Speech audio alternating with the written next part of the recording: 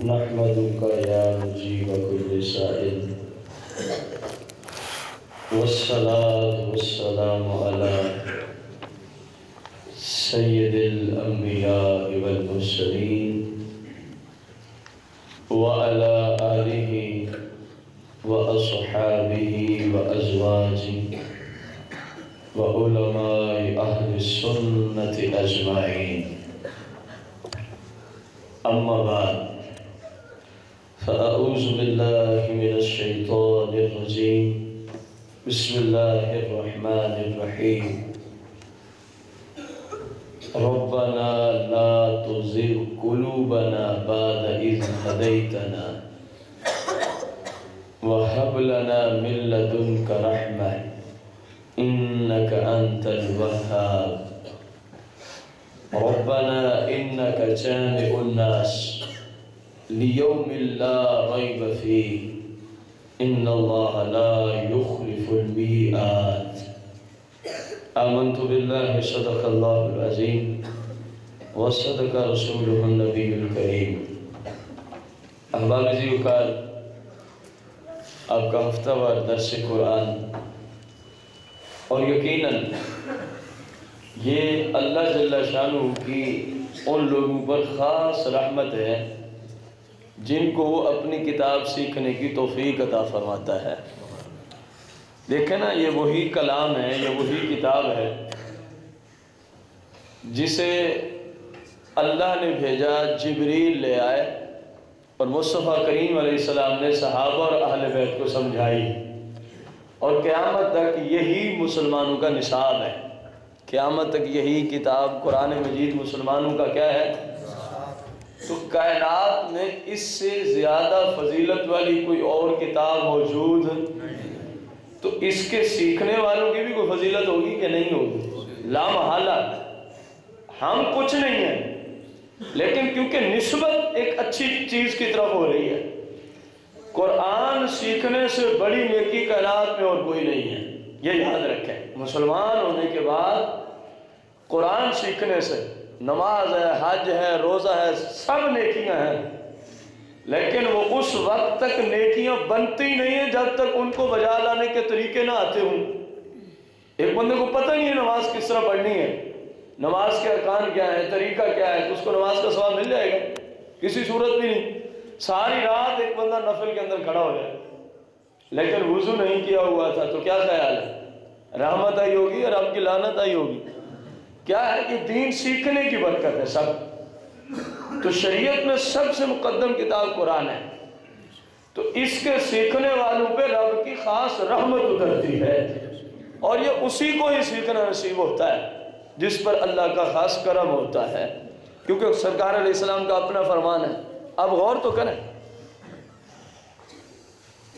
میں کہتا ہوں میں اچھا ہوں، آپ کہتے ہیں میں اچھا ہوں، میں کہتا ہوں نہیں فلاں بندہ اچھا ہے، اور فلاں بندہ کہتا ہے نہیں جس کے پاس پیسے ہوں، کوٹیاں ہوں، یہ ہو وہ اچھا ہے۔ میرے اور آپ کے کہنے اور سرکار علیہ السلام کے کہنے میں فرق ہے کہ نہیں ہے؟ ہم کن لوگوں کو اچھا سمجھتے ہیں؟ ہمارا معاشرہ کن لوگوں کو اچھا سمجھتا ہے؟ اور سرکار صلی اللہ علیہ وسلم نے فیصلہ فرما دیا، اور یقیناً یہ بات بھی مسلمہ ہے کہ پوری دنیا ایک چیز کو کہے کہ جو یوں ہو وہ اچھا ہے، اور اکیلے سرکار علیہ السلام فرما دے نہیں یہ اچھا نہیں، جو یہ ہو وہ اچھا ہے، تو پھر اچھا وہی ہوگا جس کو سرکار اچھا فرما رہے ہیں۔ اب غور کریں، سرکار ایسے ہی لوگوں کو اچھا فرما رہے ہیں۔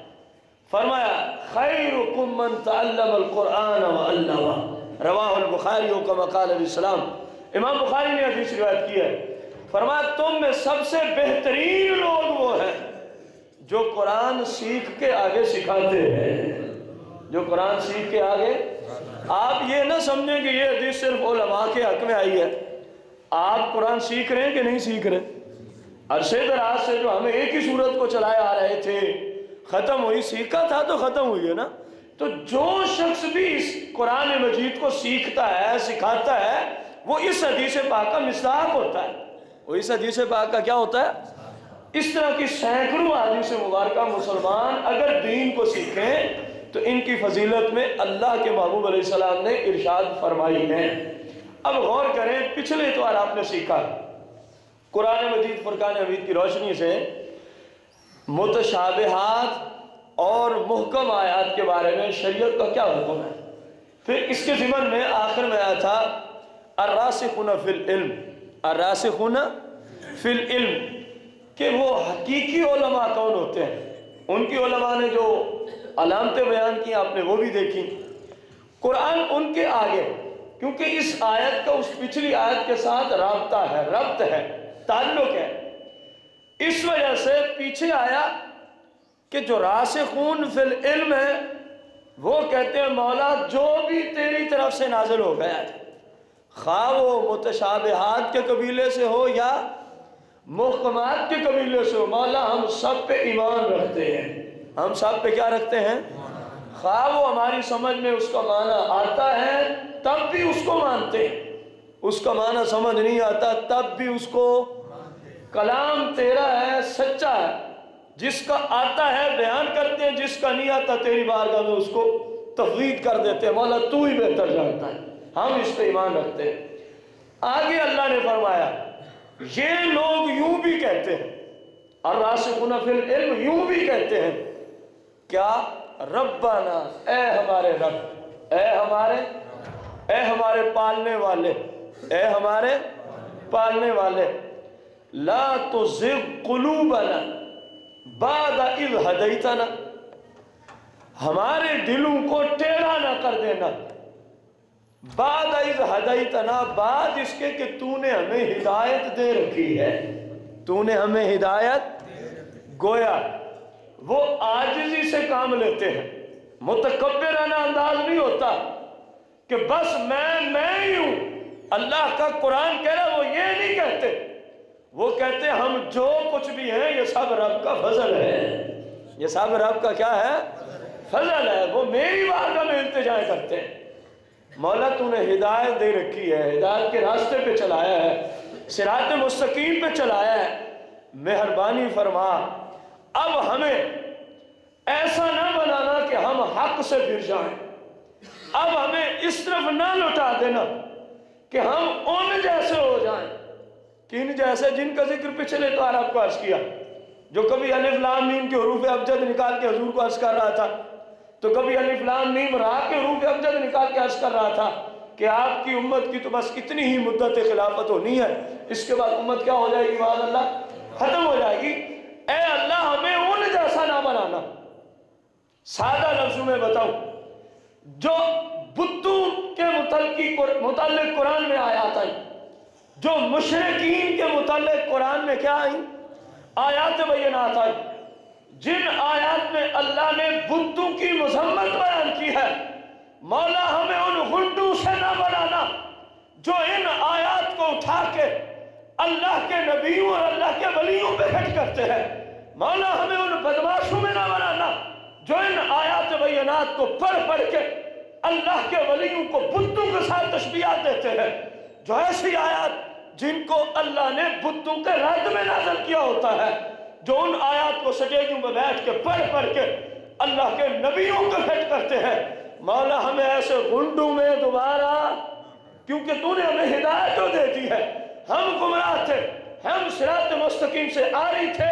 مولا تو نے ہمیں اس راستے میں چلایا ہے، تو نے ہمیں مسلک کے حق اہل سنت یا رسول اللہ کہنے والوں میں پیدا فرمایا ہے، اے مولا ہمیں بد مذموم میں دوبارہ منتقل، وہ یوں کہتے ہیں ربنا لا تزغ قلوبنا بعد اذ ہدیتنا، اے مولا تو نے جو ہمیں ہدایت دے دی ہے، تو نے جو ہمیں اچھا مسلک عطا کر دیا ہے، حقیقی مسلک پہ چلنے کی توفیق دے دی ہے، اب ہمیں ان غنڈوں جیسا نہ بنا دینا، کن جیسا، جو بتوں والی آیتیں پڑھ کے کہتے ہیں دیکھو رب کا قرآن کہہ رہا ہے یہ کچھ نہیں کر سکتے، اور بھائی مانو ہم بھی کہتے ہیں بت کچھ نہیں کر سکتے، ہم بھی کہتے ہیں بت کچھ نہیں کر سکتے، کتنی بڑی غداری ہے اسلام کے ساتھ، کتنی بڑی غداری ہے قرآن کے ساتھ، اللہ ایک آیت میں بت کی مذمت بیان کرے اور ایک بندہ حلیہ مسلمانوں جیسا بنا کے منبر رسول پہ بیٹھ کے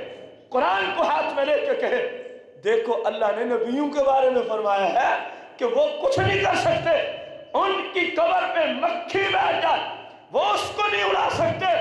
ارے درندوں، یہ انبیاء کے حق میں نہیں آیا، یہ بتوں کے حق میں آیا ہے، جن بتوں کو مشرکین مکہ پوجتے تھے اللہ نے ان کی مذمت بیان کی ہے۔ یہ تو بیچارے ان کے جسم پر جن معبودوں کو اے مکے والے تم پوچھتے ہو، اگر ان پہ مکھی بیٹھ جائے تو یہ مکھی کو اڑا سکتے؟ ہمارے نبی علیہ السلام کی شان تو یہ ہے، تم کہتے ہو نبی مکھی کو نہیں اڑا سکتا، ہم کہتے ہیں نبی ساری کائنات کو چلا کے بیٹھا ہوا ہے۔ پوچھو فاروق اعظم سے، پوچھو صدیق اکبر سے، پوچھو عثمان غنی ذوالنورین سے، پوچھو حیدر کرار سے، یہ لوگ سرکار کی شان کس طرح بیان کیا کرتے تھے؟ ہمیشہ یہی کہتے تھے یا رسول اللہ ہم گمراہ تھے، ہم جہنمی تھے، ہمیں سیدھے راستے کا پتہ نہیں تھا، ہمیں اپنے برائے کی عزت کا پتہ نہیں تھا، ہمیں اپنے آپ کا پتہ نہیں تھا۔ اے اللہ کے رسول، ہم گمراہ کن لوگ تھے، آپ کا ہم پہ کرم ہوا، آپ نے ہمیں سیدھی راہ دکھائی ہے، آپ نے ہمیں اللہ کے ساتھ تعلق جوڑنے کا راستہ دکھایا ہے۔ اے محبوب، آپ کی وجہ سے فاروق اعظم کئی بار حکمرانی کے دور میں کہا کرتے تھے اپنے آپ کو، اے عمر اپنے آپ کو سنبھال، تو وہی ہے جو اپنے باپ کے اونٹ چرایا کرتا تھا۔ اے عمر، آج پوری سلطنت تیرے پاؤں کے نیچے ہے۔ کہا کرتے تھے یہ سب کرم سرکار مدینہ کا ہے۔ تم کہتے ہو وہ مکھیاں نہیں اڑا سکتے، صحابہ کہتے ہیں یہ سارا کرم ہی سرکار مدینہ کا ہے۔ ہم پوچھتے ہیں تمہاری یہ غنڈہ گردی کو مانا جائے یا صحابہ کے اچھے نظریات کو مانا جائے؟ غور کریں، ہم یوں کہتے ہیں مولا تو نے ہمیں سنی بنایا ہے، ہدایت دے رکھی ہے، ربنا لا تزغ قلوبنا بعد اذ ہدیتنا، اب ہمیں ان جیسا نہ بنا، اب ہمیں ان جیسا جو حق سے پھر گئے، جنہوں نے آیات کی غلط تعویلات پیش کی۔ دیکھیں نا پیچھے ذکر انہی کا آ رہا ہے جنہوں نے آیت کی غلط تفسیر پیش کی۔ کوئی کہے جی ان کا ذکر آپ نے کیسے نکال لیا؟ میں اصول کے تحت عرض کر رہا ہوں، جن کے حق میں قرآن آیا انہوں نے کیا کیا تھا؟ قرآن کی غلط تفسیر پیش کی تھی، اور وہ بھی سرکار علیہ السلام کی بارگاہ میں۔ اور میں اس اصول کے تحت عرض کر رہا ہوں ان کی طرف، یہ بھی کیا کرتے ہیں قرآن کی غلط، بولیں تو صحیح یار، کوئی ہم جھوٹ بول رہے ہیں، کوئی ہم غلط بیانی کر رہے ہیں؟ اگر کسی بھائی کو شک ہو، پوری نجدیت کو چیلنج ہے، جتنی آیات کو یہ انبیاء اور اولیاء پہ فٹ کرتے ہیں، کائنات کے کسی عربی مفسر پہ ہاتھ رکھ دے، ہم اس سے حوالہ دینے کو تیار ہیں کہ یہ آیتیں نبی اور ولی کے حق میں نہیں بلکہ بتوں کے حق میں آئی ہے۔ جب اتنا بڑی دلیل ہمارے پاس موجود ہے تو پھر کوئی گھبرانے کی ضرورت ہے؟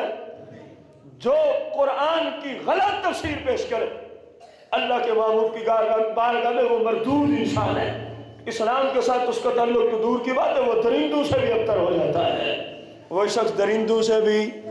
دیکھیں اللہ نے ہمیں طریقہ عطا فرمایا جو بد مذہب ہے، جو گستاخ ہے، جو غلط تفسیریں بیان کرتے ہیں، میری بارگاہ میں ان سے پناہ مانگو، یوں کہو مولا تو نے ہمیں ہدایت دی، اب ان جیسا نہ بنا، اب ان جیسا نہ بنا۔ وَحَبْ لَنَا مِن لَدُنْكَ رَحْمَةً، وَحَبْ، اور ہمیں عطا فرما، اور ہمیں عطا فرما کیا چیز؟ کس طرف سے؟ مِن لَدُنْكَ، اے مولا اپنی جناب سے، اپنی طرف سے، رحمہ، ہمیں کیا عطا فرما؟ رحمت عطا فرما۔ اب اس سے کیا مراد ہے؟ اے مولا ہمیں اپنی طرف سے رحمت عطا فرما۔ علماء نے، علامہ خازن نے اس کی تفسیر میں لکھا، اے اعطانا توفیقا و تثبیتا للذی نحن علیہ من الایمان والہدی، اے اللہ ہم تجھ سے، وَحَبْ لَنَا مِن لَدُنْكَ رحمہ کی تفسیر کیا ہے؟ اے اللہ ہم تجھ سے عرض کرتے ہیں ہمیں توفیق دے، ہمیں ثابت قدم رکھ، ہمیں توفیق دے اور ہمیں ثابت کس جگہ پہ؟ لِلَّذِي نَحْنُ عَلَيْهِ مِنَ الْإِيمَانِ، اے اللہ ہم جن عقائد پہ موجود ہیں ہمیں انہی عقائد پہ ثابت قدمی عطا فرما دے۔ دیکھیں نا بڑے پیارے الفاظ لکھے علامہ نے، کہہ رہے توفیقاً و تثبیتا، ہمیں توفیق بھی دے، ہدایت بھی دے، وہ تثبیت، اور ہمیں ہمارے قدموں کو جما دے للذی نحن علیہ من الایمان، جس طبقے کا عقیدہ ہم رکھتے ہیں، اے مولا ہمیں اسی عقیدے پہ ہمیشہ کے لیے ثابت کرنی عطا فرما دے۔ یہ وہ رب سے مانگتے ہیں، اور ہم بھی وہی کہہ رہے ہیں کہ مولا ہمیں سچے سنیوں کے عقیدے پہ زندہ رکھ، اور اسی عقیدے پہ ہی ہمیں موت عطا فرما۔ یہ قرآن کہہ رہا، میں تو نہیں کہہ رہا، قرآن نے کہا ہے سچے عقیدے پر ثابت قدم رہنے کے لیے اپنے رب کی بارگاہ میں دعائیں کرتے رہو۔ اپنی رب کی بارگاہ میں کیا کرتے رہو؟ دعائیں کرتے رہو۔ اس کی وجہ بھی ہے کیونکہ ہم اس بات کا اعتراف کرتے ہیں انک انت الوہاب، تو ہی سب سے بڑا عطا فرمانے والا ہے، تو ہی سب سے بڑا عطا فرمانے والا ہے۔ اب غور کیا جائے، سرکار مدینہ علیہ الصلوۃ والتسلیم ارشاد فرمایا کرتے تھے اکثر اس دعا کو یاد بھی کرنا ہے، اور اللہ کی بارگاہ میں جب آپ علیحدہ بیٹھے ہو سکے تو تہجد کے وقت یہ دعا مانگا کریں۔ پہلے سن لے کہ حضور اکثر کیا فرمایا کرتے تھے۔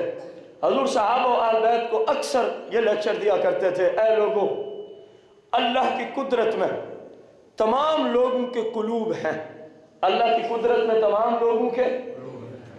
لوگوں کے دلوں پر کنٹرول، قبضہ اللہ کا ہے۔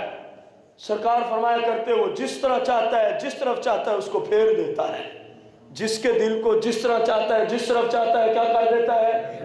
پھیر دیتا ہے۔ پھر سرکار یوں دعا مانگا کرتے تھے، پھر سرکار یوں دعا مانگا کرتے تھے، ثم قال رسول اللہ صلی اللہ علیہ وسلم اللہم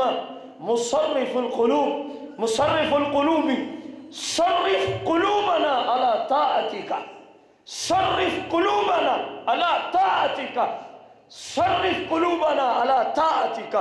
سرکار یوں دعا مانگتے، اے دلوں کے پھیرنے والے، اے دلوں کے پھیرنے والے، صرف پھیر دے قلوبنا، ہم سب کے دلوں کو، ہم سب کے دلوں کو علی طاعتک، اپنی اطاعت و فرما برداری والے راستے کی طرف پھیر دے، ہم ہمیشہ تیری ہی اطاعت کرتے رہیں۔ یہ بڑی جامع دعا ہے، کیونکہ آپ غور کریں ہمارے سر سے لے کر پاؤں تک سینکڑوں اعضاء ہیں جسم کے اندر، لیکن قرآن میں کس بات کا ذکر ہے؟ ربنا لا تزغ قلوبنا، پورے اعضاؤں میں سے کس اعضاء کا ذکر آیا ہے؟ قرآن کا اسلوب ہے، کوئی عام بات نہیں، اس میں کئی حکمتیں ہیں کہ دل کا ہی کیوں اس جگہ، قلب کا ہی ذکر کیوں آیا کہ مولا ہمارے قلب کو ٹیڑھا نہ فرمانا، مولا ہمارے قلب کو۔ اس کی تفسیر میرے آقا کریم نے فرما دی، بڑی مشہور حدیث ہے۔ سرکار فرمایا کرتے تھے اے صحابہ، انسان کے جسم میں ایک چھوٹا سا لوتھڑا ہے، انسان کے جسم میں ایک چھوٹا سا لوتھڑا ہے، فرمایا جب وہ ٹھیک ہو جائے تو پورے اعضاء بندے کے ٹھیک ہو جاتے ہیں۔ اور پھر فرمایا تمہیں پتہ ہے صحابہ وہ کیا ہے؟ فرمایا ہی القلب، وہ بندے کا دل ہے، وہ بندے کا کیا ہے؟ دل۔ سرکار فرماتے ہیں سارے اعضاء اس دل کے تابع ہیں، اگر یہ دل ٹھیک ہو جائے تو سارے اعضاء اللہ کی اطاعت و فرما برداری میں لگ جاتے ہیں، اگر یہ دل ہی بے ایمان ہو جائے تو پھر باقی اعضاء کچھ کر سکتے ہیں۔ اس لیے یہاں عرض کیا گیا، لوگوں نے یوں عرض کیا ربنا لا تزغ قلوبنا، اے مولا ہمارے دل کو ٹیڑھا نہ کرنا، اے مولا ہمارے دل کو، حالانکہ اعضاء تو اور بھی تھے، آنکھ بھی تھی، زبان بھی تھی، ہاتھ بھی تھا، کان بھی تھے، ناک بھی تھی، کتنے سارے اعضاء جسم کے اندر ہے۔ مفسرین کہتے ہیں یہاں قلوبنا کا ذکر کیوں آیا ہے؟ اس کی مین وجہ یہ ہے کہ دل ٹھیک ہو جائے تو سارا جسم ٹھیک ہو جاتا ہے، اس لیے سرکار بھی یہ دعا مانگا کرتے ہیں، اے دلوں کے پھیرنے والے۔ دعا کو یاد کر لیں، اپنی زبان میں مانگ لیا کریں، ضروری نہیں عربی کے اندر مانگنی ہے۔ اے دلوں کے پھیرنے والے، سرکار یوں دعا مانگا کرتے تھے، اے دلوں کے پھیرنے والے، صرف قلوبنا علی طاعتک، ہمارے دلوں کو ہمیشہ اپنی اطاعت و فرما برداری کی طرف پھیر دے، ہمارے دلوں کو ہمیشہ اپنی اطاعت و فرما۔ اس دعا کو آپ مانگیں، کثرت کریں، بالخصوص جب آپ علیحدہ بیٹھے ہوں، پھر اس کے آپ ثمرات دیکھیں، پھر اپنے اندر اپنی تبدیلی کو غور کریں۔ وہ یوں بھی کہتے ہیں रब्बना इन्नका जामिउन नास लियौमिन ला रैब फीह इन्नल्लाह ला युखलिफुल मियाद।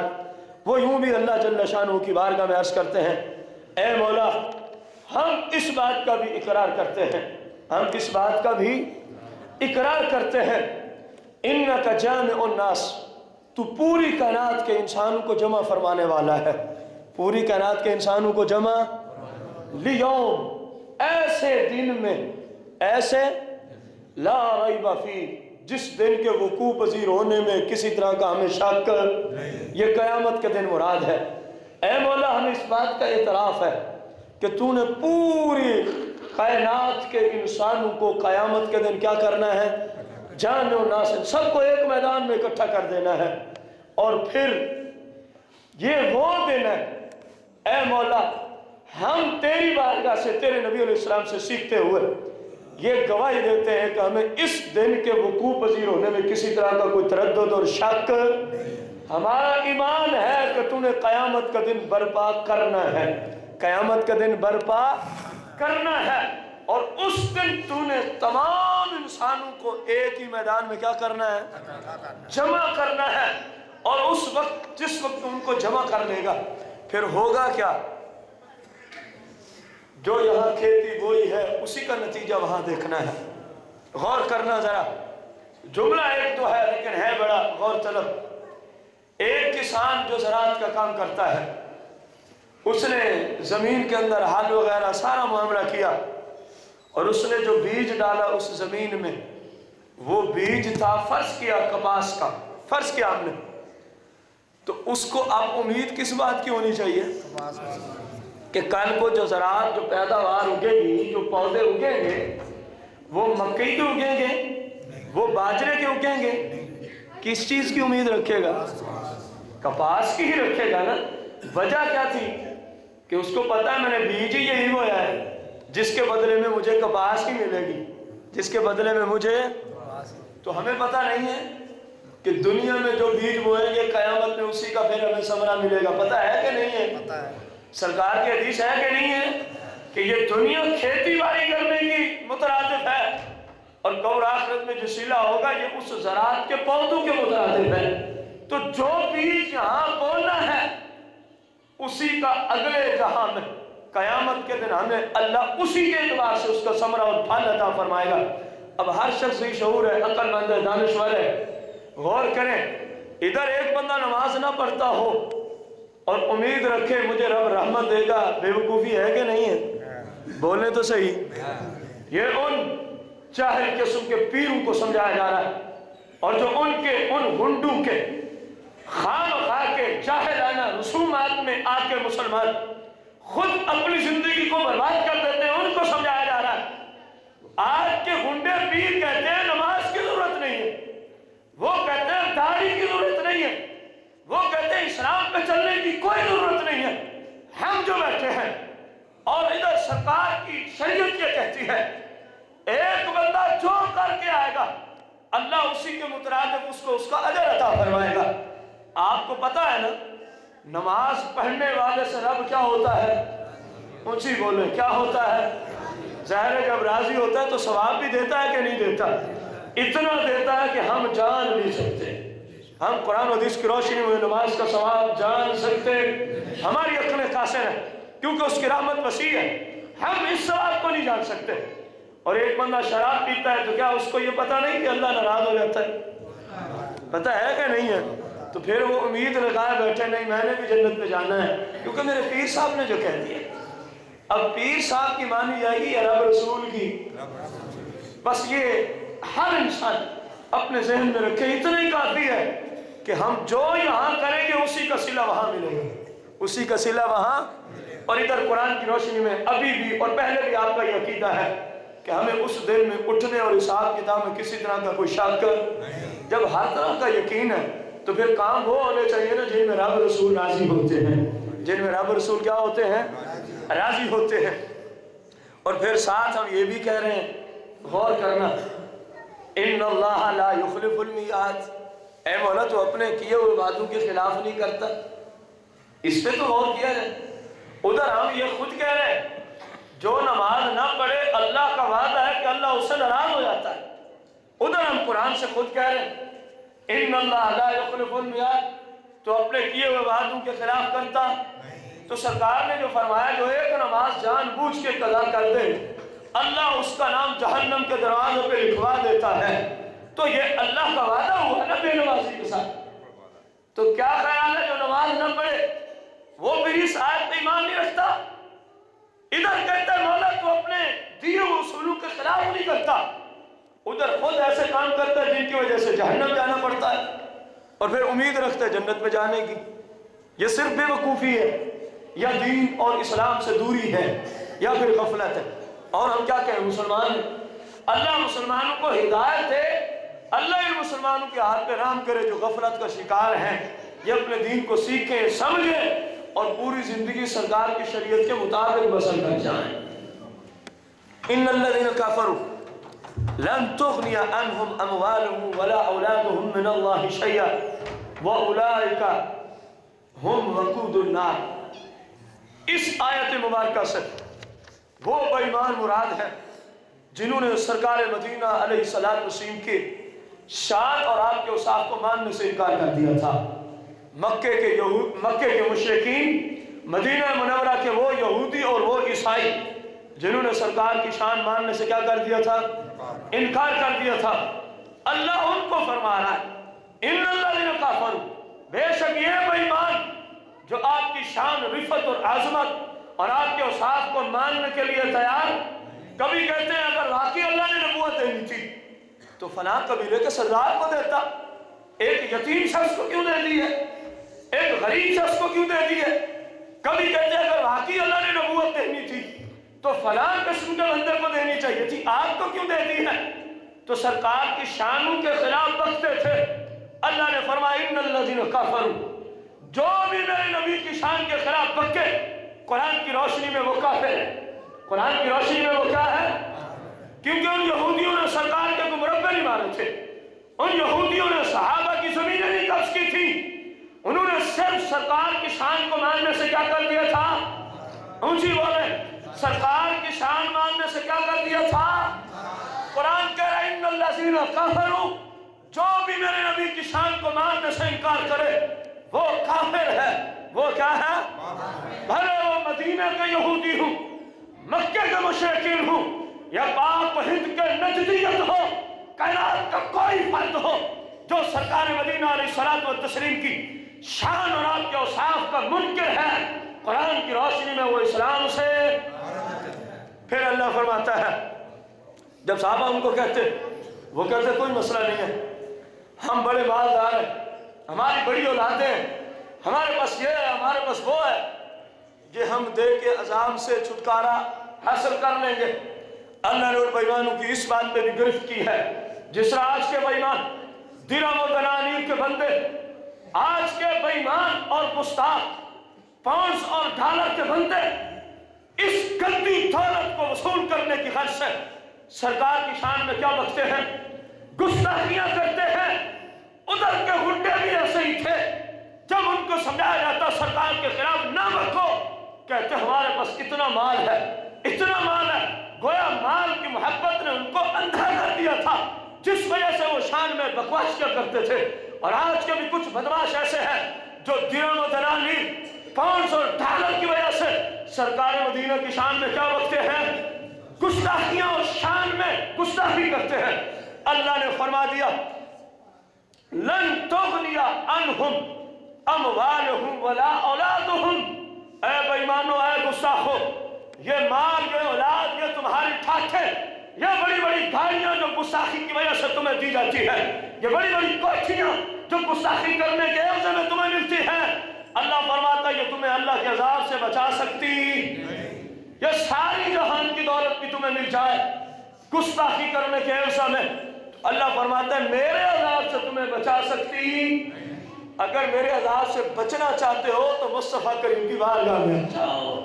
دیکھیں ادھر بلال حبشی ہے، بعض لوگ کو اعتراض ہو تو میں ان کے اعتراض دور کرنے کے لیے، ادھر کون ہے؟ بلال حبشی ہے، ایک غلام ہے، حبش کے ملک کا رہنے والا، سرکار کا خونی رشتہ دار، کچھ بھی نہیں لگتا خون کے اعتبار سے، ادھر ابو لہب ہے، ادھر کون ہے؟ سرکار کے والد محترم سیدنا عبداللہ رضی اللہ عنہ کا حقیقی بھائی، سرکار کے دادا عبد المطلب رضی اللہ عنہ کا حقیقی بیٹا اور سرکار کا حقیقی چچا، قرآن کہہ رہے یہ جہنمی ہے۔ اور ادھر جب بلال آتے، سرکار بسا اوقات بلال کو خوش کرنے کے لیے فرماتے یا بلال و سیدنا، سرکار بلال کو یوں فرماتے اے ہمارے بلال سیدنا کے جملے سرکار ان کو خوش کرنے کے لیے بولتے۔ ادھر یہ سرکار کا خونی رشتہ دار ہے، لیکن قرآن کہہ رہا ہے کہاں گیا؟ جہنم کو گیا۔ ادھر بلال سرکار کے خون کے اعتبار سے کچھ بھی، ایک بالکل غریب معاشرے کے غلام تھے جو بیچارے اپنے آپ کے ایک جسم کے اعتبار سے آزاد بھی نہ تھے، ان کو کئی جگہ بیچا گیا، خریدا گیا، لیکن انہوں نے سرکار سے محبت کی۔ سرکار سے کیا کی؟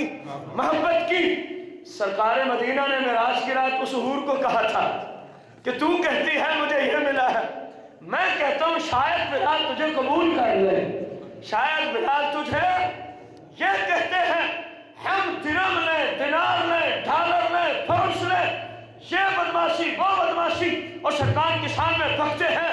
ایسے لوگوں کے لیے رب نے جنت بنائی، جنت بلال جیسے غلاموں کر کے بنی ہوئی ہے کہ سرکار فرماتے بلال تو کیا عمل کرتا ہے؟ جب میں معراج کی رات جنت میں گیا تو تیرے قدموں کی راحت میں نے جنت میں پائی ہے۔ ایسے لوگ جنت کے مستحق ہیں جنہوں نے اپنا سب کچھ سرکار کی عزت میں مار دیا ہے، سرکار کی شان پہ قربان کر دیا ہے۔ سرکار کے خلاف بولنے والا بھلے سرکار کا حقیقی چچا ہی کیوں نہ ہو کبھی جنت کو جا سکتا نہیں۔ تو جو ہم نے بات کی اس پہ دلیل بھی عرض کر دی کہ سرکار سے نسبت جوڑنے سے جنت بھی ملتی ہے، رب کی رضا بھی ملتی ہے، اور جو سرکار کی بارگاہ میں گستاخی کرے وہ نہ دین کا ہے نہ دنیا کا ہے، ہاں ایک جگہ کا ہے۔ اللہ فرما رہا ہے وَأُولَٰئِكَ هُمْ وَقُودُ النَّارِ، یہ جہنم کا ایندھن ہے، یہ جہنم کا وہ بس یہی ہے۔ دنیا کی یہ رنگینیاں دیکھ کے بدماشیاں کرتے ہو، مر جانا ہے تم نے ایک دن، یہ تمہاری گستاخی کے عوض میں کمائی ہوئی دولت لوگ کھائیں گے، یہ گستاخی کے عوض میں گاڑیاں لوگ چلائیں گے، جو تمہیں گستاخی کے عوض میں کوٹھیاں دی جاتے ہیں ان میں لوگوں نے رہائش کرنی ہے۔ غور کرو جب تم مر جاؤ گے اگر اسی طرح گستاخیاں کرتے رہے تو رب کا قرآن کہہ رہا ہے وَأُولَٰئِكَ هُمْ وَقُودُ النَّارِ، یہ جہنم کا ایندھن بنیں گے۔ یہ جہنم کا کون؟ جو سرکار کی شان کے منکر ہیں، بھلے وہ کوئی ہو، بھلے وہ ایک سنی کھڑا ہو جائے اور عقیدہ